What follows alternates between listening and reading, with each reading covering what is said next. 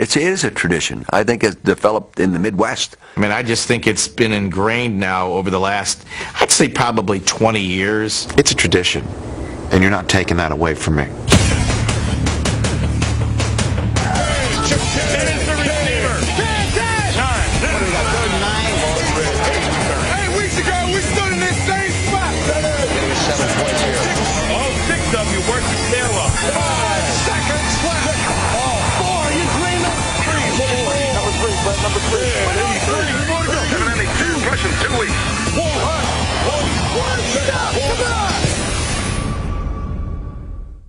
So, gentlemen, what are your favorite NFL traditions? That's a good question. You know, I don't know. I don't know what traditions there are. Perhaps we should better define what we mean by a tradition. I think a tradition stands the test of time. It is a tale. Whereas a fad is something I think that comes and goes. Let the dirty bird dance swirl. Now that we have that cleared up, let's hear your thoughts. Collisions, by far, is the greatest tradition.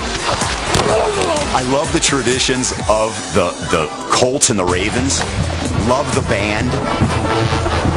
I guess the opening kickoff of the Super Bowl and the flash bulbs, that's become a tradition. Come to think of it, the NFL is chock full of traditions, but we've narrowed our list down to 10. They want a show. They about to get one. Let's get started with something that's easy on the eyes. The number 10 NFL tradition of all time. Cheerleaders. Who's your favorite cheerleader? I don't even pay attention to that. You don't? No, I don't even watch. Why I'm not? watching the game. I don't care about the cheerleaders. Why not? I mean, they play an important role. They are athletic eye candy. Smile when you say that, mister. They look good. They're entertaining. They're vivacious. They smile when a team's losing by 4 touchdowns. Props. I think we just enhance the intensity of the game. Number one, every team should have cheerleaders. For no other reason than I'm a man. God bless cheerleaders. TV guys do a great job of turning these slow motion film of cheerleaders into a scene from Baywatch. I'm just going to start shooting cheerleaders. That's all I'm going to shoot from now until the end of the game. They're hot. I mean, you know, it's a TiVo era. Who here among us hasn't paused? Get excited, little fella. In my younger days, before I got married, I used to get distracted by cheerleaders all the time. Stop looking at that cheerleaders, man. I've seen too many times cutaways on the sidelines, and ball players are looking at the dance line. You know, they're kind of watching their leg kick, and who can blame them? Birthed in Baltimore, the Colts are credited with forming the league's first official cheerleading squad in 1960. But what the Colts started was later perfected in the Lone Star State. When you think of NFL cheerleaders, you automatically think of the Dallas Cowboys.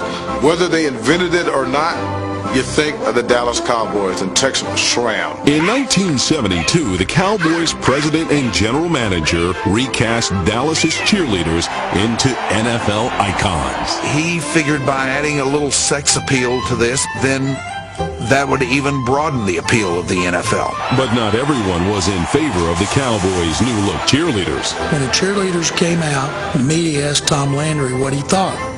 He called them porn queens. Next day, Tex Schramm calls him up to his office, says, "Tom, flip that switch over there, will you?" And all of a sudden, the film projector came up. Tom Landry's eyes get like this. He said, "Tom, that's a porn queen, not our cheerleaders." While the Dallas Cowboy cheerleaders may be a tradition unto themselves, other squads are gaining ground. Coming up fast is the Tampa Bay Buccaneers. I'd go Tampa 1, Redskins 2, Bengals maybe 3. My vote goes to the Raiderettes, no doubt about it. Something about that silver and black. I know, the boots. Getting a little too descriptive, aren't I? You know what? The Eagles got the best website. While ranking squads is best saved for another show, our number 10 tradition would have certainly ranked higher on our list had cheerleaders still lived up to their namesake. I mean, are they going to actually get the crowd to respond and chant and cheer along with them? Absolutely not. To the outcome of games, well, they're not vital at all. To the entertainment, they're the most important thing there. To me, they're wholesome, they're athletic, and they're classy. And that's why I put them in the top 10. Coming up on Top 10, we'll highlight a tradition whose gravitational pull might be a little too... When it comes to creating NFL traditions, fans have played an important role. In Seattle, the 12th man gives the Seahawks an added advantage. The fans will not sit down and they will not be quiet for the next 3 hours. Our fans, they're loud, they're excited, they're over-caffeinated. Back in the 70s, Steelers running back Franco Harris had his own core fans, known as Franco's Italian Army. A decade later, Cleveland's Dog Pound gained notoriety as a rabid place to play. The dog pound in its day was a rough place to play. Been besieged by dog barks and dog bones and everything else like that since we've come to Cleveland. But when it comes to reputation, nothing beats the fans who make up the next tradition on our list. The number 9 NFL tradition of all time, Oakland's Black Hole. When you come into the Oakland Coliseum to play against the Raiders, you have to contend with the Black Hole. Welcome to hell. We're going down, baby.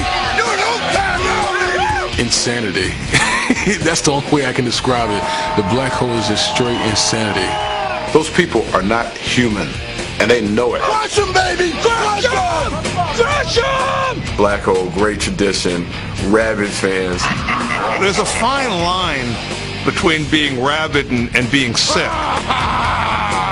If the people of the Black Hole, the good, fine people of the Black Hole, if they would like to be on the list, they can be on any list they want because I'm not going to argue with them. I remember the Chiefs playing there one time, and they were pelting the Chiefs with these batteries, golf balls, which gets really nasty. Anchored in the south end zone of the Coliseum, the dark side of Oakland's Black Hole can be traced back a long time ago to a galaxy far, far away. And it started with a guy wearing a Darth Vader outfit. And by him wearing that outfit, a lot of the fans start wearing all black in that one section. But it wasn't long before our number 9 NFL tradition began to resemble a cantina on Tatooine. When the Black Hole first began, it was more like a benign environment. And then after a while, they started to find different ways to stand out. And like a visit to Mos Eisley Spaceport, a trip to Oakland's Black Hole can be fraught with danger for out-of-towners. The Black Hole is, how would I put this, not nice to visitors. As soon as the opposing team comes out of the tunnel, they're on it. They're on it during the pregame warm-ups. Tomorrow you gotta work, baby. Your play's hard. They're on it during the game. They're on it after the game. I'm tired of this place. It's like a field trip to San Quentin. Some people might go in there and might not come out if you're on an opposing team. So if you're a Chief or a Bronco fan or a Charger fan, I would advise to stay away from that place. But win or lose, Oakland's Black Hole remains a constant source of support for the home team. If Al Davis would be honest, he would say, thank God for the Black Hole, because our fans needed something to do, especially in the last 6 or 7 years here, to occupy their time. Yeah, you gotta love these people. The team hasn't been good for a long time, and they still dress up like Darth Vader on steroids. Hey, baby, it's about playing. It's a complete freak show, but you know, it's what they're trying for, and it works. The number 8 NFL tradition of all time, pregame huddle. It's like kind of like a battle cry for those guys you're about to go to war with. You come in, you bring it together.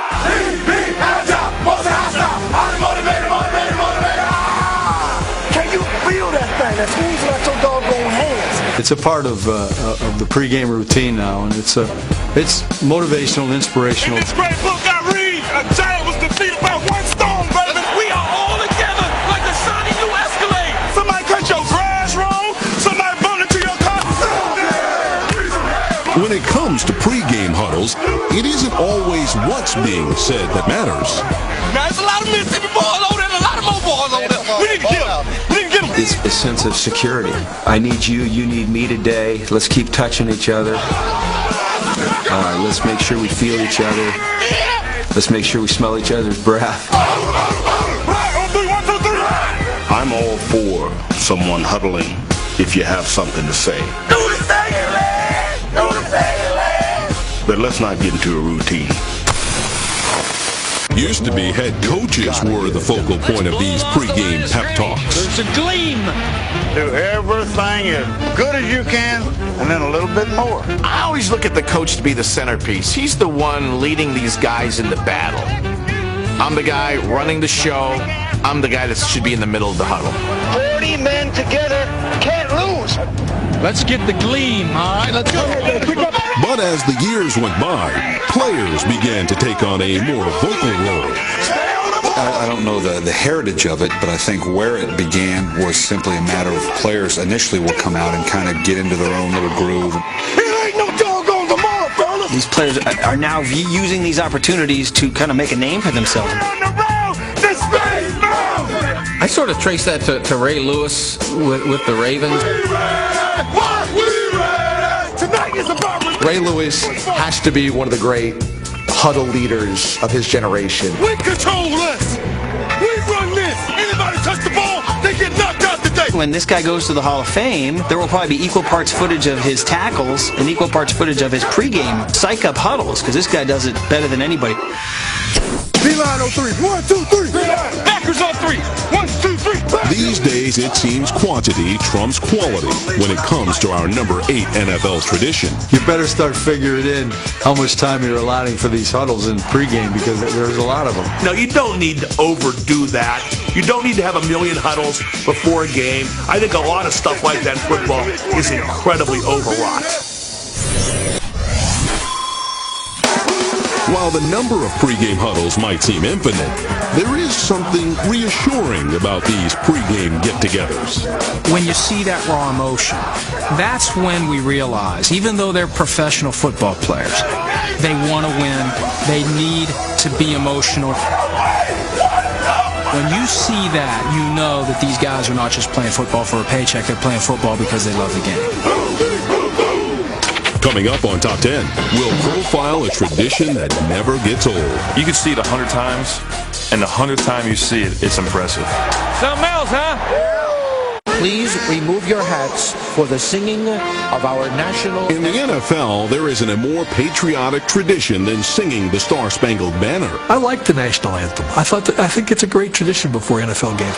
Your left hand, Kendrick, so you can put your right hand on your chest. There you go, brother. Honestly, it's very difficult for me not to get chills every time the national anthem's played. It's something I take a lot of pride in.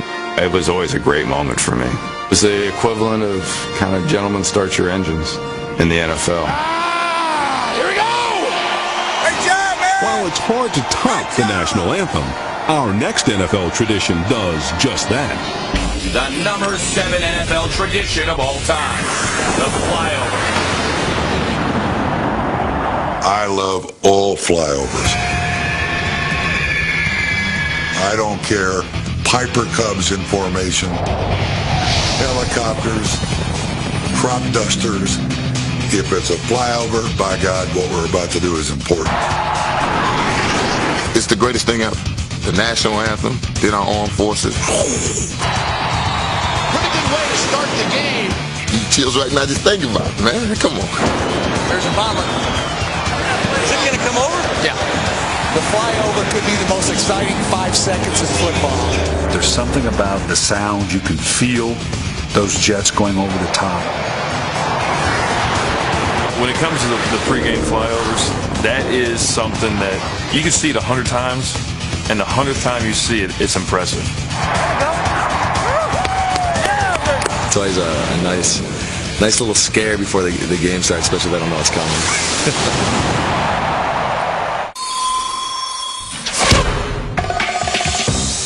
Since its early inception, pro football and aviation have been linked together. But the spectacle of military flyovers commenced in 1968 at Super Bowl II in Miami, creating a tradition that continues to this day. That's what I'm talking about. It is the goosebump moment at an event like the Super Bowl. When that flyover comes, man, oh, it is just fantastic. Something else, huh? While many embrace the flyover as an NFL tradition, for others, it's an overplayed ritual. I mean, my biggest thing with the flyover now is that it happens so much, so often, it's just not cool anymore. We could probably cut our dependence on foreign oil by 50% if we just knocked the now mandatory NFL flyover in half. I think it's something that can be overdone, but I think if you pick and choose your spots for it, I think it can be very effective. Never was there a more appropriate time for our number 7 NFL tradition than following the terrorist attacks in September of 2001. Right after September 11th, the Giants were coming into Arrowhead. It was very emotional just because of the timing, and we had to fly over. It just, I don't know if there was a dry in the air. It's the one thing that for me makes me remember how remarkable this country is. And to see the military might with 80,000 screaming fans, it is breathtaking. I love it, baby. I love it. The number 6 NFL tradition of all time. Pittsburgh's terrible towel. On a cold day in Pittsburgh, it's the Steelers and the terrible towel. The terrible towel belong on the list of top 10 traditions. You mean it's not number 1? The terrible towel is twirling. The terrible towel is the NFL. It identifies you with a moment in time. The steel curtain. You think of the terrible towel, you think of those great teams. It's one of the greatest things in the history of the National Football League, and it's more than just a gimmick. We got the best offense, the best defense, and we got the terrible towel. What more do we need? You really want to know what Pittsburgh's all about, just grab a terrible towel and just take a whiff of it, baby. That's what Pittsburgh's all about. Look at those terrible towels flying, you betcha! The terrible towel debuted in 1975.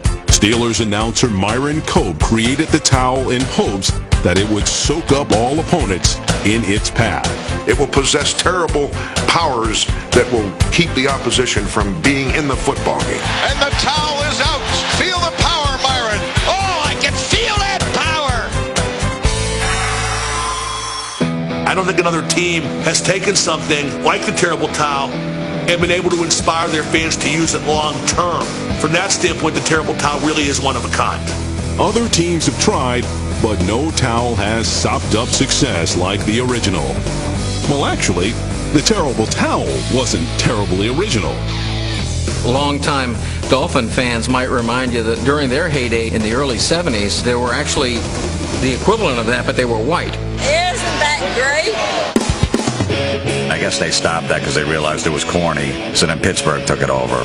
But somehow it's not corny when the Steelers do it with the terrible towel. And the Pittsburgh fans are all manly men. They just drink beer and, they don't talk to their wives. And they're just angry.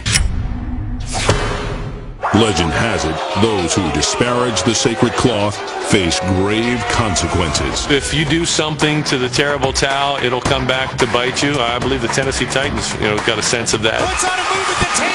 Touchdown! Titans! And there is your exclamation point. If they want it back, they got to come to Tennessee and get it.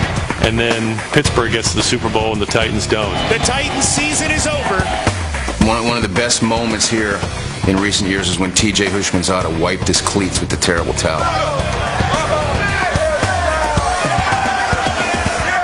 That was the year that the Steelers beat Cincinnati in Cincinnati in the playoffs, and Carson shredded his knee. Carson Palmer is down. Carson Palmer is wriggling around. That's deep.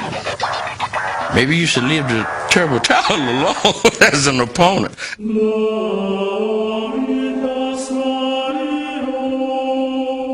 It's a whole just religion throwing that towel around. God is on the Steelers' side. People don't realize this. It's the 11th commandment. Thou shalt not disrespect the terrible towel. It's in there. Check it.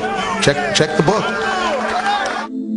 So, does this shroud of southwestern Pennsylvania truly possess mystical powers? The reason the terrible towel is so successful is because the Steelers win with it. You know, it'd be great if you had a terrible towel, but if you lost every year, then what, you're crying into it? Who cares? Steelers won more Super Bowls than anybody, so until further notice, terrible towel is magic. Up next, more insightful commentary from our panel on the top 10 NFL traditions. I'd rather not talk about that, can we?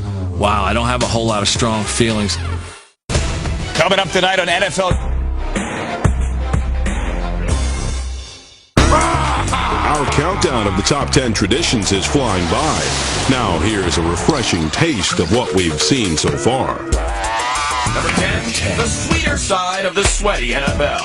They are athletic eye candy. Number 9, a place where light and losses can escape. Some people might go in there and might not come out if you're on opposing teams. I hate you! Number 8, let no man forget how menacing we are. Number 7, 5 seconds in heaven. When that flyover comes, oh, it is just fantastic.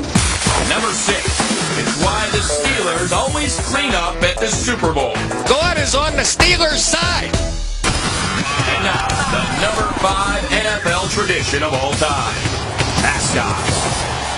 Kids are such big fans of the NFL, it's about time we did a segment for them here on Top 10. Hello to the kids. How do you guys like the ball game so far? Mascots are an NFL tradition kids can never get enough of. Problem is, we didn't interview any kids for this show. So instead, here's what some grown-ups think. Mascots is a touchy subject. I'd rather not talk about that. Does the NFL have mascots? Mascots. Wow, I don't have a whole lot of strong feelings. I don't even pay attention to the mascot. Mascots don't belong in football. Terrified. They should be completely banned. Okay, we get it. But is there anything you like about mascots? You got a mascot who's annoying people already. You know the players hate him. If somehow they get hit on a play, I think everybody's smiling at home.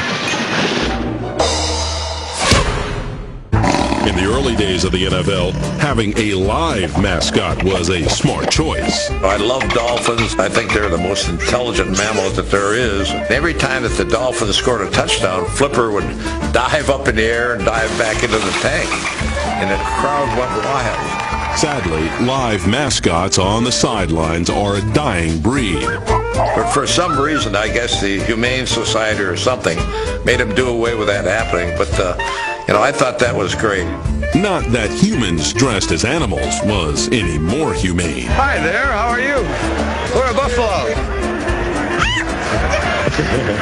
What's the matter with you? Holy mackerel! The heat factor, I don't know how they stay alive in those outfits during the game. Captain Fear is on the field in Tampa, Florida on Sundays in September when it's more than 100 degrees in Raymond James Stadium, and I just hope to God that that suit has central air conditioning.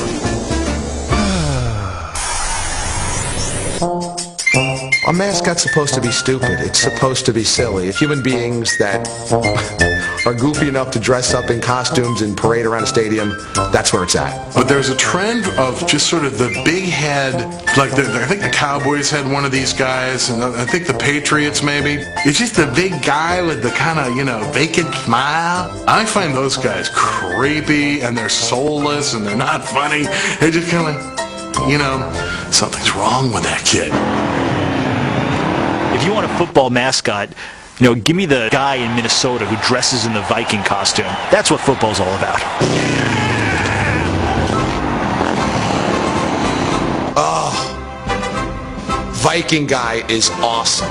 You gotta come out of puberty, grow some facial hair. That Viking guy? He's nuts. I poop things bigger than you.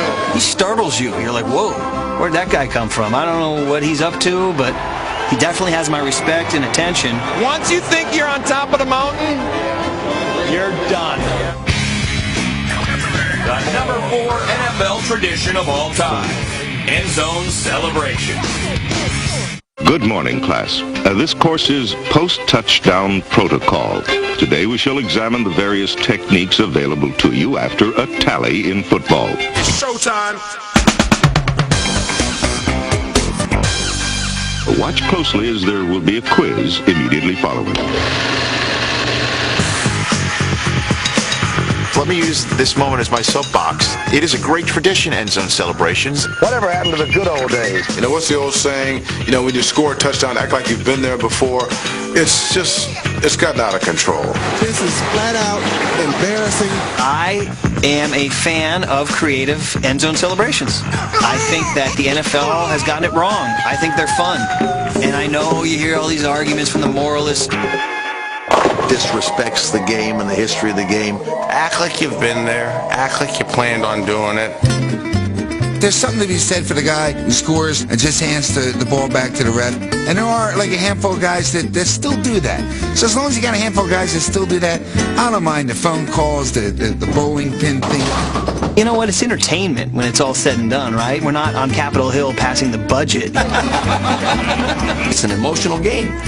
We better show some excitement. That's good stuff. That's what we work for. Oh, baby, can you dig it? End zone celebrations were non-existent until the Giants' Homer Jones first spiked the ball in the 1960s. Little did he know what he would spawn. I think the first one that really struck me was Billy White Shoes Johnson. Started with the shoes and started that thing in the end zone. But I used to enjoy that. Not when it happened against us. I didn't enjoy it.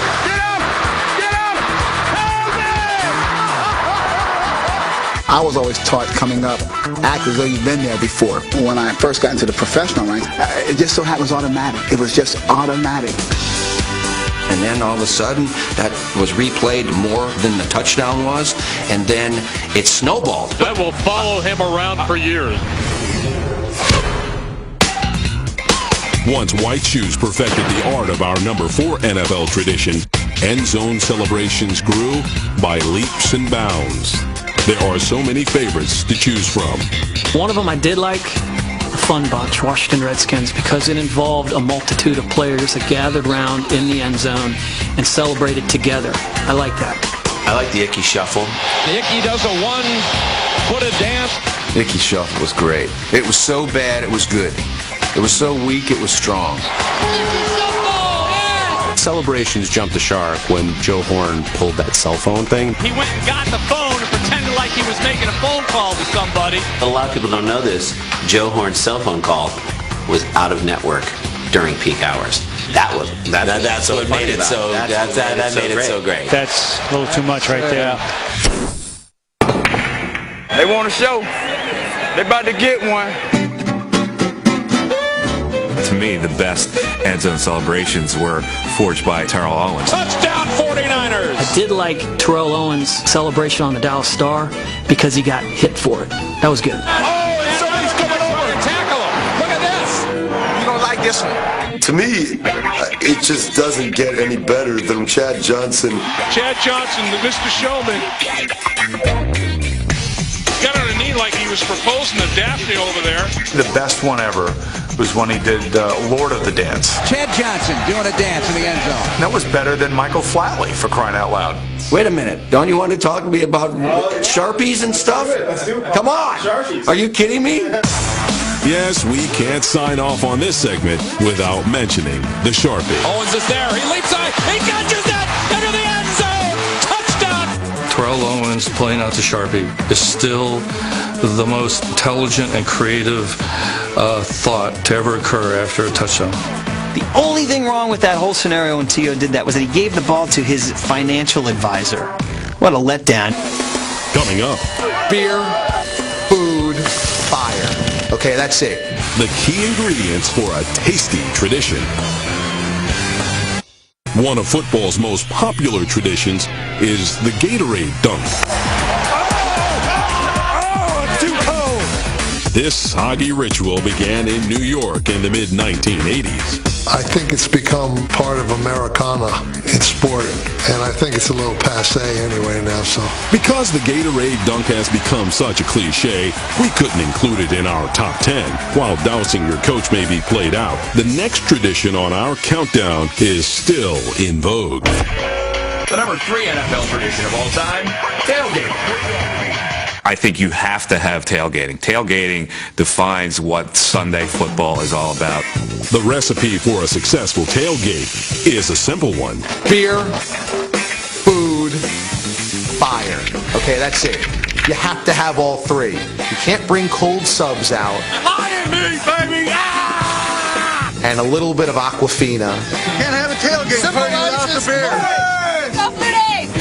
When I think of tailgate food, I want to give a big shout out to the Polish people and the way they've taken grotesque animal parts and stuffed them into tubular shapes. I mean, really, without that and some mustard, we got nothing out there.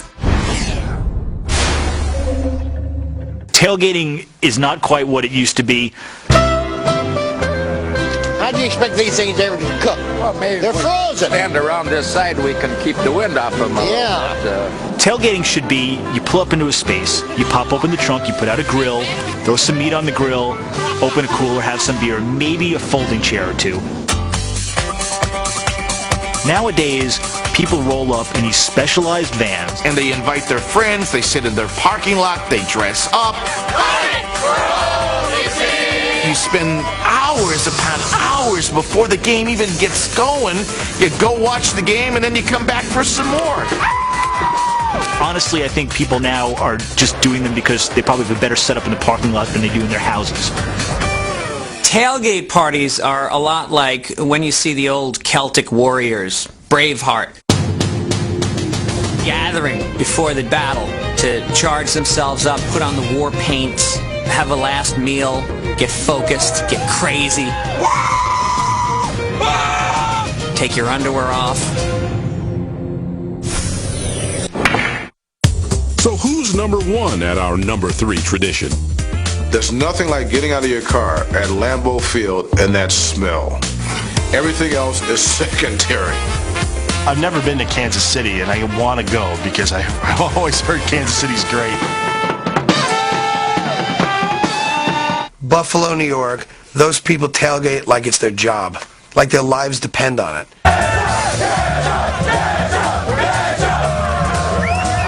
As the years go by, we like to collect a few relics, from past games and stuff like that. This is what milk looks like 16 years later.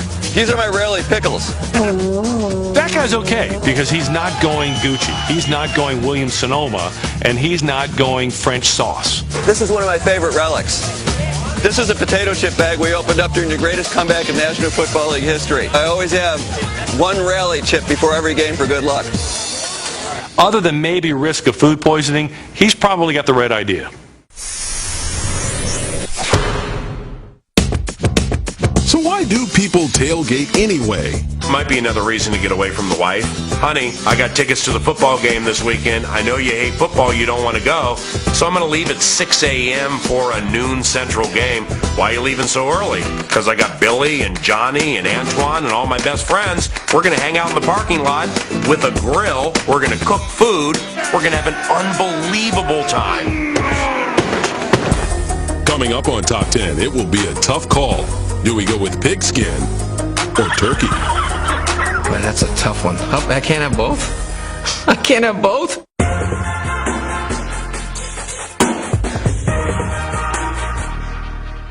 The Green Bay Packers have plenty of great traditions. Here are a few favorites that failed to make our cut. The Packers have been going green for decades by riding bicycles to practice. Takes great skill to ride these bikes.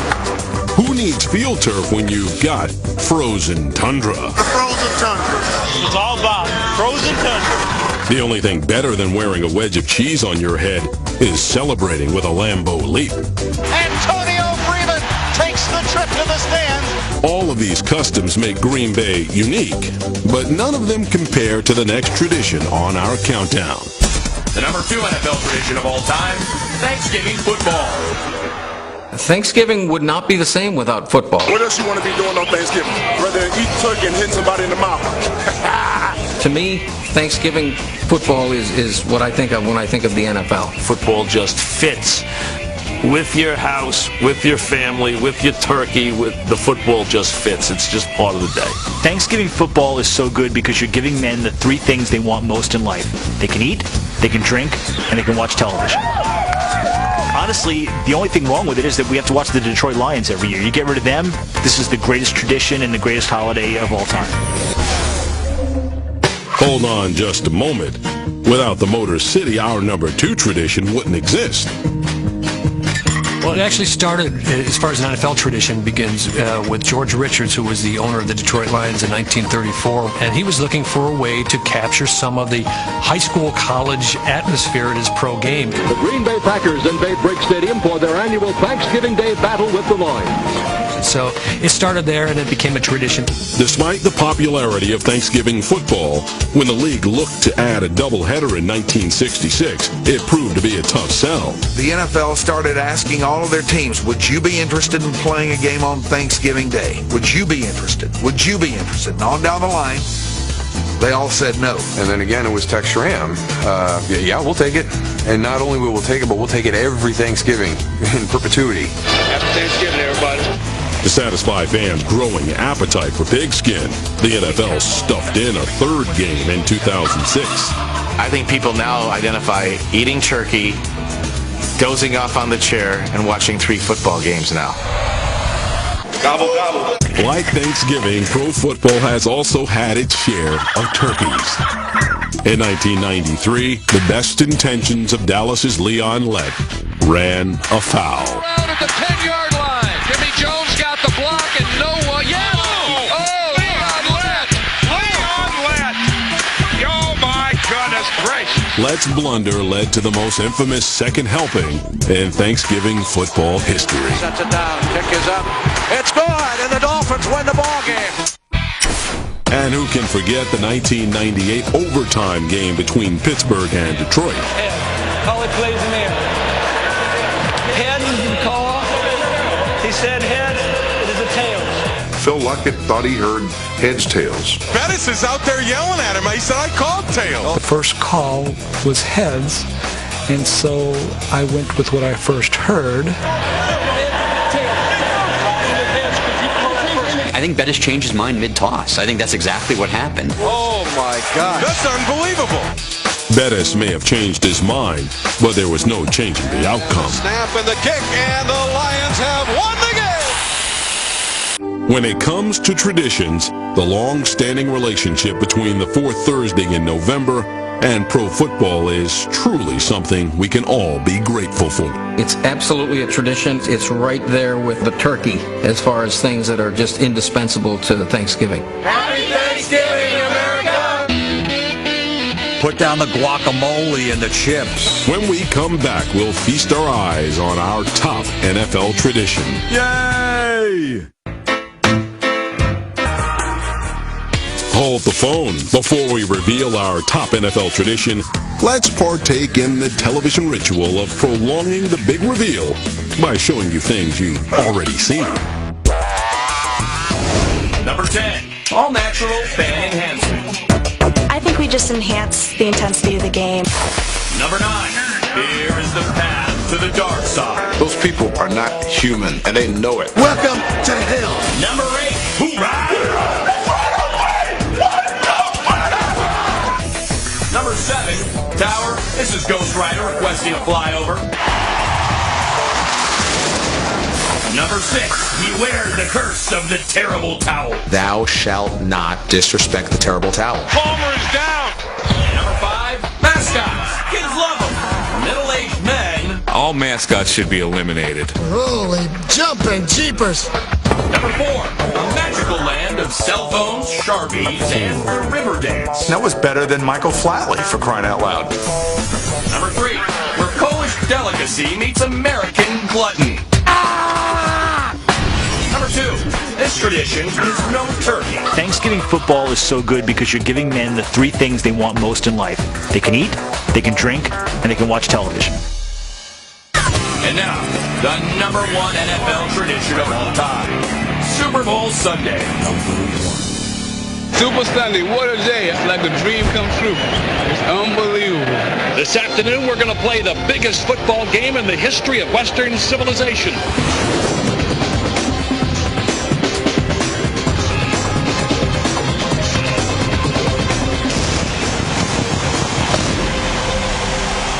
Whew. This isn't just football anymore. This is America.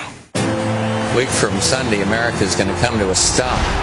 The Super Bowl. Super Bowl Sunday is still one of the great American traditions. Forget about football. It's one of the great things. That and, of course, the American Idol finale. Our country's taking care of us and making sure we get to see the Super Bowl. This is a part of America for us. This is the reason why we're here. To me, it's the ultimate American sporting event because it's all about who we are.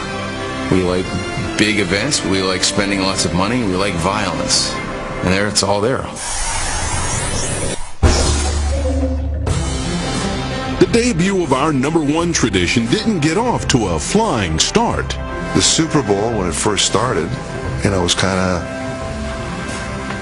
Just what this country needs, another damn football game. But Commissioner Pete Rozelle was determined to get people to change their crotchety old views about championship games. I think he saw, his genius was, that we're going to turn this into sort of a carnival.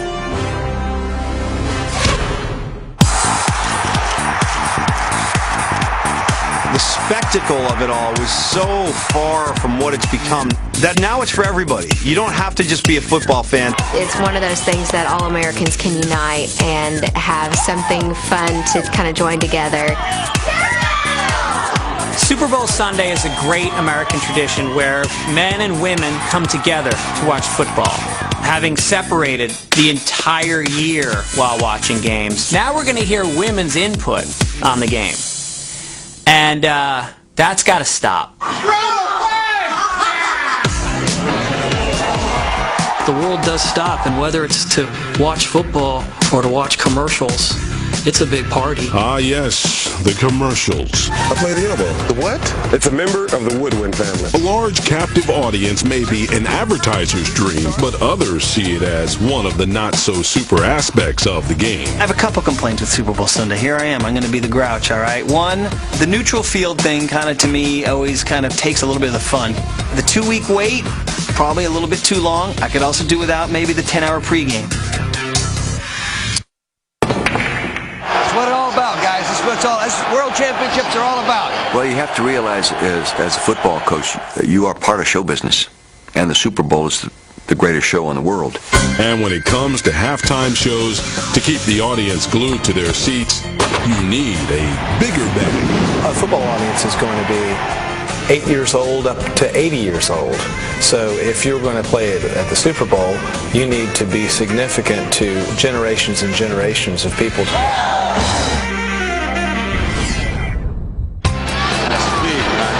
Super Bowl, coach. We can't hold nothing back. Weirdest thing is when you play in the Super Bowl, you don't actually experience any of the Super Bowl activities. You come here to work. We've worked harder than anybody to get here. Nobody can beat us in a team, and it's worth $70,000 and a big ring. It comes down to one game. It's not a best of 5, not a best of 7. It's nothing like that. It's one game. And if you don't bring your A game, it becomes a tough pill to swallow. God would come down right now. Terry, what can I do for you? Send me, put me back in one Super Bowl, and then let me hear my name over the loudspeaker. Let me hear the roar of the crowd. Bradshaw, Bradshaw. Let me have them booing on one side. Let me get in and call plays, see the eyes grow as I call these plays, and talk to them. Let me feel the hair on my back crawl up. I mean, that's what the Super Bowl does to you. Back to throw Montana. Steps up, throws. Kick is on the way. It's good! Tyree makes the catch. Santonio with a touchdown. There's very few things anymore in America where everybody can talk about it the next day, and Super Bowl Sunday, guaranteed. Everybody watches the Super Bowl, everybody has an opinion, so everybody can gather around the proverbial campfire and talk about it, whether it's the halftime show or whether it's the game itself, and that makes it a phenomenal American tradition. We're champions of the world, baby! They can't take this from us! And we football fans will fight very hard to keep alive all of the traditions on our countdown. But as we ride off into the traditional victorious storm of confetti, here's a new tradition we'd like to propose. I don't know, Mr. Obama, if you're going to see this, but I would love for you to consider honoring my request that we make the day after Super Bowl Sunday a national holiday.